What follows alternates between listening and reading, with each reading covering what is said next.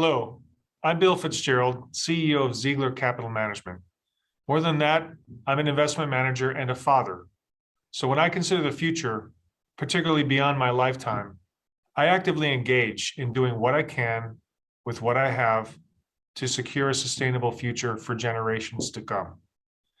To that end, we've created a freestanding YouTube channel, Thick Sustainable Infrastructure Finance, as a quick and accessible tool to facilitate education and discussion about our common global environmental challenges and our specific efforts to rise to the ultimate environmental challenge.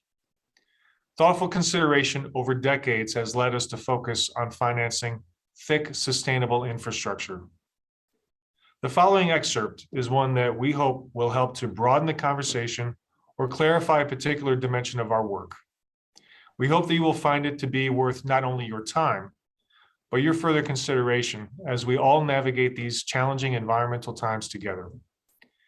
We hope you decide to engage in the discussion by subscribing to the channel and offering your thoughts on specific episodes. We always learn from our colleagues. Thanks for tuning in, and here's our latest special episode.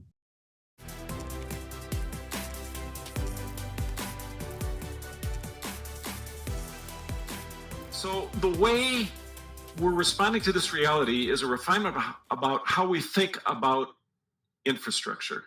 And it involves this concept of sustainable infrastructure, which is first, resilient to extreme weather events. Second, restorative to protect those risks from worsening over time.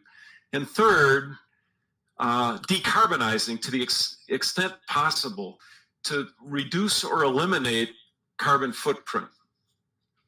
Now, I've been at this for a couple of decades, and a while ago, I found a seminal work depicted here in the middle about how to differentiate between thick and thin sustainability. It was very helpful, and it guided us to focus our work on thick sustainability. Now, the reason we do that is because it matters. It's measurable, it's repeatable, it's at scale, and it's material. Thin, on the other hand, is useful. Sometimes it's about intention. Sometimes it's about a symbolic gesture. Unfortunately, there is a lot of greenwash in this business. Greenwash is advertising intention or action, but not actually doing it. This subject of sustainable infrastructure also has very interesting scales. On the physical environmental side, as these pictures depict, this stuff is huge. It's unimaginable, indescribable, hard to explain. You almost need to see it to understand it. And on the temporal scale, you'll see the word in parentheses urgent. I'm going to come back to that.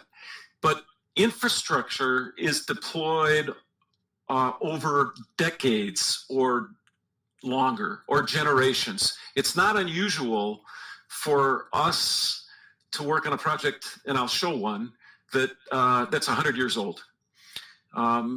So we'll come back to that. On the human scale, it's really hard to calibrate the two. And I was made imminently aware of this early in my professional career when my wife, Linda, and I toured one of the projects I'd worked on, and she's standing in the middle of this complicated work with all this equipment around and things most people never see, and asked three prescient questions. The first was, "You did this?" The second was, "It really works?" And the third was, "Why aren't you paid more?" I realized at that point in life it would be hard for me for the rest of my life to answer the question at the cocktail party, "So what do you do for a living?"